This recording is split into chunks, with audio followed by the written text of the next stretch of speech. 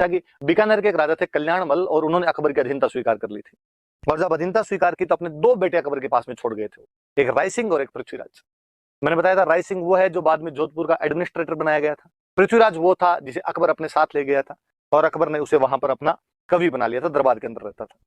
कहते जब ये घटनाएं हुई दो तीन कि कल्ला रेमलोत वहां सुरजन की बेटी से सगाई कर लेता है, इधर लाहौर में गवर्नर को मार देता है, तो पृथ्वीराज राठौड़ कल्ला रेमलोत से मिले एक बार, और पृथ्वीराज राठौड़ ने कल्ला रेमलोत कहा कि यार कल्ला, क्या ऐसे बदमाशियां करता रहता है तू, चला चला के पंगे लेता रहता है, क्या जरूरत थी मुगल दरबार में कहने की सुरजन की बेटी के साथ मेरी सगाई हुई है, क्या जरूरत थी लाहौर के अंदर गवर्नर को मारने की, कहां आवश्यकता पड़ी तुझे कि जहांगीर की बारात को यहां से वापस भगा दे। अब अकबर तेरे खिलाफ दांत खिटखिटा रहा है, मरेगा तेरे को।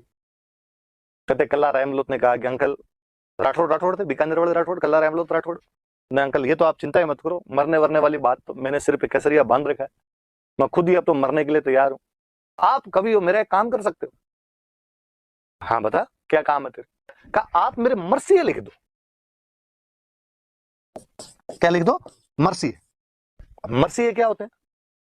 किसी कवि द्वारा लिखे गए ऐसे दोहे, दोहे मतलब दो दो लाइन की जो पंक्ति होती है, कपलेट्स जो होते हैं, किसी कवि द्वारा लिखे गए ऐसे दोहे जो किसी वीर की वीरता पर उसके मरने के बाद लिखे जाएं, क्योंकि मरने के बाद लिखे जाते थे इसलिए उनको क्या बोलते थे? मर्सी। जैसे कोई युद्ध के अंदर लड़ा, लड़ते हुए मारा गया तो कभी राजी हो गया उसकी वीरता पे, जो दोहे लिखता था मरने के बाद लिखता था, इसलिए उनको क्या बोलते थे? मर्सी। और कल्ला रेमलोत ने पृथ्वीराज राठौड़ को कहा, बीकानेर के जो पृथ्वीराज राठौड़ थे, कि आप तो मेरे मर्सी लिख दो। पृथ्वीराज राठौड़ ने कहा ठीक है, तू लड़ते हुए मरेगा तो तेरे मर्सी लिख दिए जाएंगे, तू लड़ तो सही, बाद में लिख दूंगा मैं। उसने कहा ना ना, पहले लिखो, आज लिख के सुनाओ, देखे कैसे लिखते हो आप। क्या मजाक करता है यार, मर्सी का मतलब ही मरने के बाद होता है, तो मैं जिंदा रहते हुए कैसे लिख सकता हूँ। वो तो कवि देखता है कि अगला बंदा कैसे लड़ा, हाथी पे लड़ा, घोड़े पे लड़ा, तलवार से लड़ा, भाले से लड़ा, कितने लोगों को मार के मरा, कहीं बीच में कोई भाग जाए फिर किस बात की मर्सी। कल्ला रेमलोत ने कहा अंकल उसकी तो आप चिंता मत करो, आप जैसे जैसे कहोगे मैं वैसे वैसे लड़ लूंगा।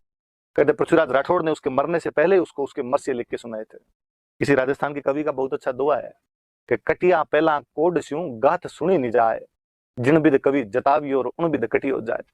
कटिया पहला कोड स्यूं, कोड मतलब चाव, अपने कटने से पहले चाव से, गाथ सुनी नहीं जाए, गाथ मतलब गाथा कहानी, निज मतलब अपनी, अपनी कहानी उसने सुनी, कटने से पहले उसने बड़े चाव से अपनी कहानी सुनी।